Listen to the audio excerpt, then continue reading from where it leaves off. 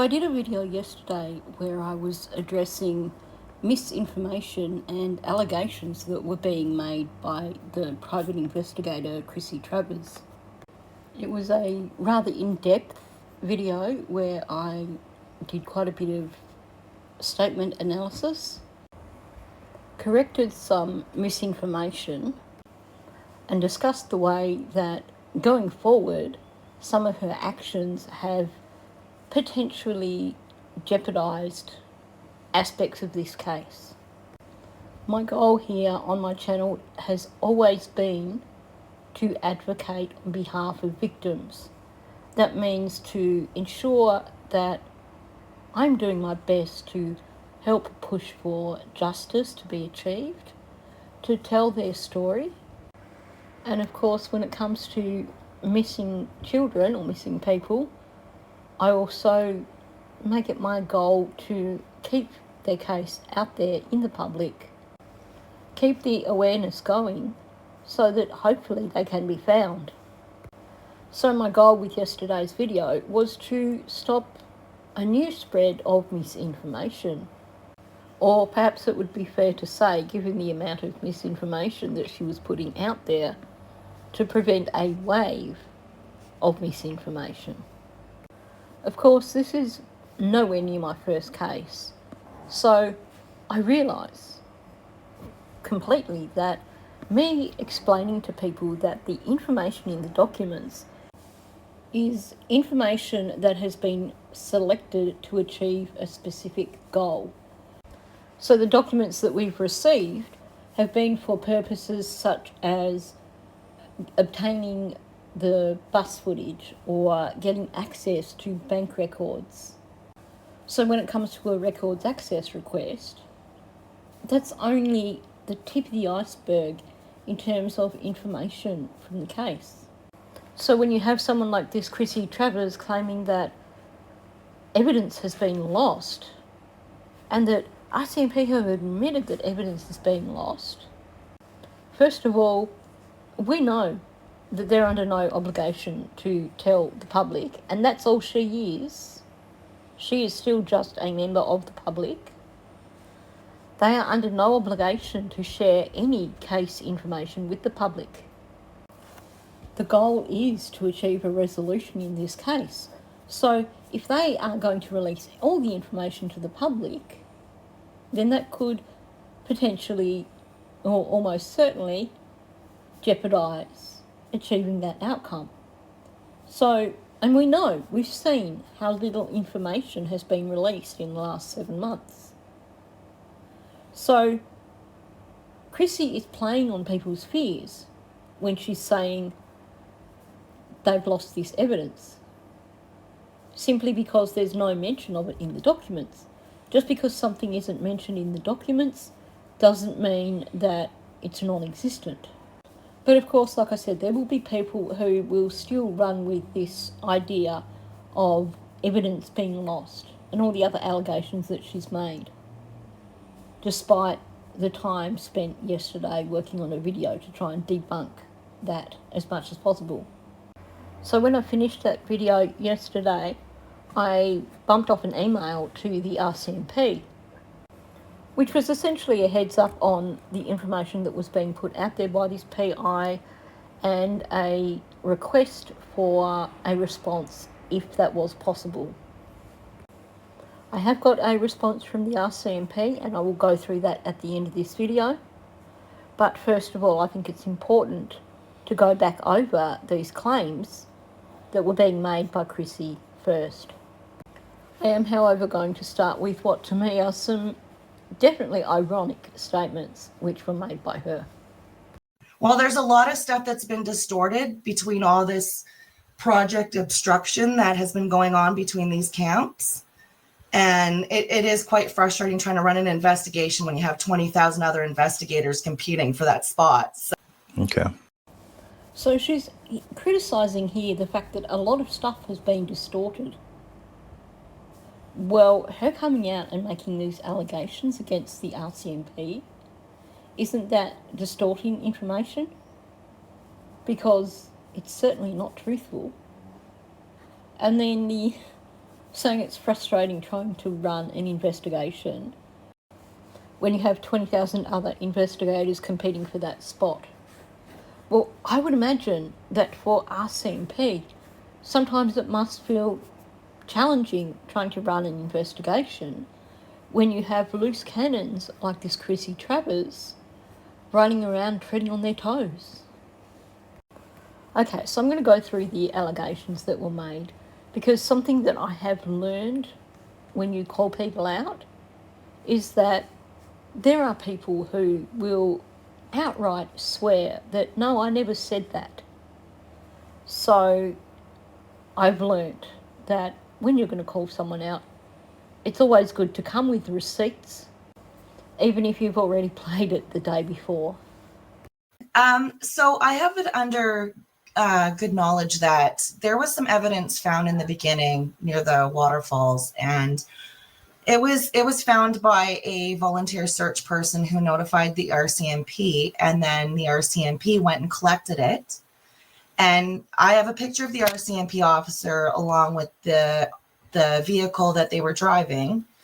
Okay. And I'm just wondering why the police have now reported that it's lost. Now, first of all, I do want to say how odd I find it that she claims that she has a picture of the officer and the vehicle they were driving. So she's essentially saying that this volunteer found this evidence and then took a photo of the RCMP officer and the vehicle they were driving. Why would you do that? It's a little bit odd. But the claim here is about as explicit as you can be. She's saying that there was evidence found near the falls, which the RCMP collected, and that the RCMP have now reported the evidence is lost. As I mentioned yesterday, none of us have seen any statement from the RCMP saying they've lost evidence. So we were basically expected to just take her word for this. But she does say these things with this air of authority. So I have no doubt that people who don't hear this video or didn't listen to yesterday's video are probably still going to be repeating this 3 to 6 months down the track. Because once you put out information like that, it stays out there. The best that people like myself can do is at least prove that to be wrong and hope that there will be enough people that are aware that that is not the truth, that those people will be around to correct people when they are spreading this misinformation. And my other one is follow-up is that Belinda Gray had actually indicated to us that there was a sweater wrapped in a towel that was also located on the search date that PBMH went out there. Mm-hmm. And so we actually sent someone to go collect it and bring it to Major Crimes, who met them immediately and did pick it up. We've also never heard any word on that. I'm just wondering where all this missing evidence is going. Now, while she didn't say directly that RCMP lost that evidence, it was pretty clear what she wanted the audience to believe, because she describes the item, the sweater wrapped in a towel, which is misinformation. It was wrapped in a blanket. And then she talks about getting it to Major Crimes. And then she says, I'm just wondering where all this missing evidence is going. So even though she hasn't explicitly said they lost this bit of evidence as well, the way she's said it makes it quite clear that that is exactly what she wants the audience to believe. And as I pointed out in yesterday's video, something like that, forensics takes months. So it's not even been a month yet since those items were collected. You wouldn't expect to hear anything back for another 3 to 4 months. But of course, she's hoping that her audience aren't going to take that into consideration or won't know that fact and will simply buy what she's saying. connect her statement of, I'm just wondering where all this evidence is going, to the items that she has just described, that being the towel, which is not even what it was, and the sweater. Was actually notified to PBMH, but they didn't care to go and collect it. They said that it was of no value to them as far as they knew. So that's why we had actually sent somebody to go collect it ourselves to submit it, because I don't understand under what authority any kind of anything around there wouldn't be something to be looked at.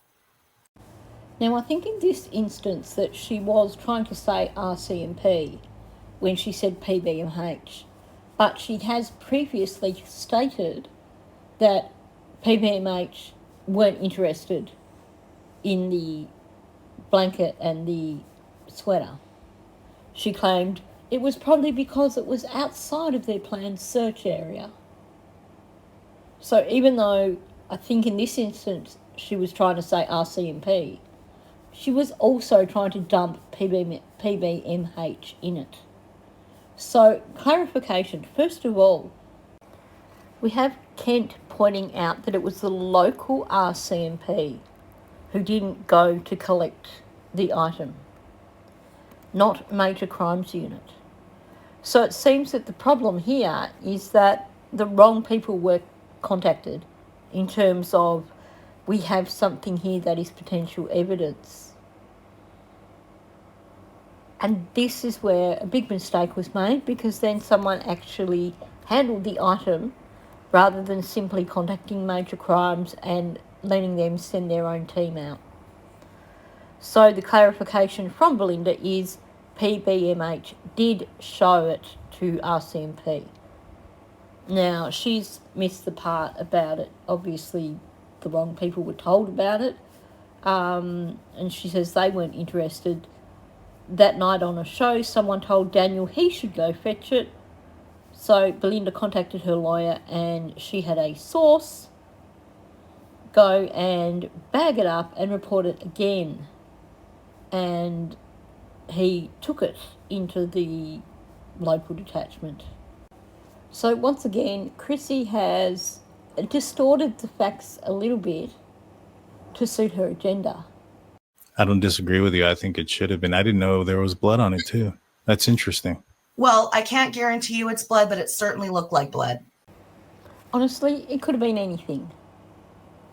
It is a gross assumption to make, and to then publicly claim that this thing was covered in blood, which is essentially what she was trying to do. Doesn't help the case in any way whatsoever. But my question is that, so there was a witness that has come forward that actually states being on Lansdowne Road, and they actually were stopped by a vehicle, two vehicles. One was identified as Elvin McKenzie, and the other person, one of the occupants of the second vehicle, was named as Jenna Jowdry. So when this witness went to the police with the information, they didn't really do anything about it. So here she is stating quite clearly that this witness went to the police with this information and they didn't really do anything about it. Throwing in really for plausible deniability so that she can turn around and say, well, I said they didn't really do anything about it, meaning that they did do something, but really not what they should have done. But a lot of people are just going to hear her say that this witness went to the RCMP and they didn't do anything. So it is essentially an outright allegation yet again. They were confidently identified by a very valid source. And has this source spoken to law enforcement? Yes. Okay. Everything that I'm stating to you has been forwarded to law enforcement at the time that all these claims were made, but nothing's been followed up and everything's just been kind of lost in the mail. So as I mentioned in yesterday's video, she's actually twisting the truth a little bit here. She's, first of all, this is a super credible source. And after previously saying that this witness had gone to police with the information and they didn't really follow it up, When he asks her, has this source spoken to the RCMP, she says yes, but what she says basically shows that's not truthful. She says everything has been forwarded to the RCMP at the time the claims were made, meaning that as soon as this person spoke to her, she forwarded all the information to the RCMP. So she's not saying that this person actually ever approached the RCMP independently and made a witness statement or even gave them the tip. She's made it quite clear that actually the information just was handed on to RCMP from her team. This person didn't actually speak to RCMP, according to what she's saying here. But she's trying to make it sound like this person has gone into RCMP and made a witness statement and they've been ignored. So she said basically nothing's been followed up and everything's been lost in the mail. This is after talking about how everything's been forwarded to RCMP at the time that the claims were made. She doesn't say when the claims were made. They could have been made last week. But essentially what she has done is what she was talking about at the very beginning of this video, twisting things around to suit her narrative, not being entirely truthful. So essentially she has claimed that the RCMP have lost evidence and that they haven't followed up on witnesses. They haven't followed up on tips. They haven't interviewed people who've come forward with tips. So these are pretty serious allegations to be making against the RCMP. Not only that, they cause distress because there's been enough speculation over the last 7 months from people on various sides trying to convince the public that the RCMP don't know what they're doing and that they haven't got this case in hand. So she's just making things worse. So like I said, I wanted to stop these rumours before they just took off. Because that's what she's doing here. She's starting rumours. She's making false allegations. And you can bet, like I said, people are going to run with these ideas. So first of all, I'm going to read you the email that I sent the RCMP. And I do want to point out that this email does constitute my own creative work. I sat down, I wrote it myself. So if you are a content creator and you are planning on using this in your live stream, on your content, on your channel, please give me credit. Don't blank out the logo for my channel and then speak about it in a way that makes your subscribers think that this is your own email. Essentially, anything I share here on my channel is there for other creators to use, but it's common courtesy to give someone credit for their own work. Now, I'll skip reading through the part where I've got the timestamps and I've described each of the allegations because I've just gone through that with you. So I'll just go with the body of the email. So, hi Alison, I'm contacting you with regards to the allegations being made by a private investigator, Crissy Travers, formerly of Please Bring Me Home, with regards to what she claims are failings by the RCMP in the investigation of missing children Lily and Jack Sullivan. She recently appeared on the Drunk Turkey show as a calling guest, identified herself and said she was working for lawyer Darlene Thomas. Then I put the link for the video. At the bottom, I've said, I have complete faith in the capabilities of the RCMP with regards to this case, and am also aware that this PI has made claims against PBMH, which have proven to be false. So I wish to make it clear that I in no way align myself with this PI or with any of the allegations which are being made by her. Kind regards. So this is the response that I received. We're aware of the recent online claims suggesting that the RCMP has misplaced or ignored evidence in the search for Lily and Jack Sullivan. They are categorically false. No evidence has been lost. Every piece of information received during this ongoing investigation has been meticulously documented, assessed, and acted upon, whether deemed legitimate or potentially relevant. I think that was meant to say potentially irrelevant, but I'd imagine that this poor woman puts in so many hours a day dealing with emails relating to this case. So I don't blame her for a small typo. To date, investigators have managed more than 1,040 tips, resulting in over 1,330 distinct investigative tasks. So she's telling us here they're working their asses off on this case. Amid the spread of misinformation, rumours and speculation, which is not helpful to the investigation, the investigative team remains committed to pursuing every credible lead and determining with certainty what happened to Lily and Jack. Now, obviously, she can't go into specifics when it comes to the particular allegations that have been made by this woman, but she's made it pretty clear here. These allegations are categorically false.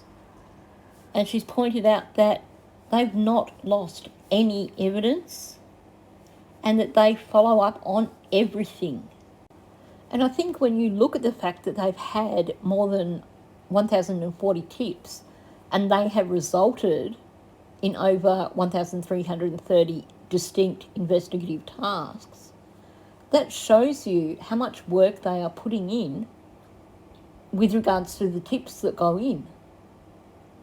Because clearly some of those tips are resulting in multiple tasks. At the end of the day, this response shows us, first of all, that the allegations that are being made are completely false, but also that the RCMP is dedicated to this case. They are still working their butts off. They are following up on every single lead that comes in, every tip that comes in. They are committed to achieving a resolution. You know, the investigative team remains committed to pursuing every credible lead and determining with certainty what happened to Lily and Jack. So hopefully that clears things up. I know this has been a slightly shorter video. This is actually not the one that I've had queued up to record. I had everything in place, ready to go. Then I checked my emails and saw that I had the response back. So I thought I would just jump in and do this one. So on that note, thanks for listening. If you are new to my channel, please subscribe. Also, please hit the like button. That gets my videos out there into the algorithm, gets them seen by more people. Also, feel free to share my videos. I have noticed that there are people that share my videos in some of the Facebook groups, and I appreciate that because it does get my videos out there to a wider audience. And of course, a huge thank you to the people who've been doing super chats, super thanks, and buy me a coffee. It is definitely very much appreciated. So on that note, thank you, and I'll catch you in the next one.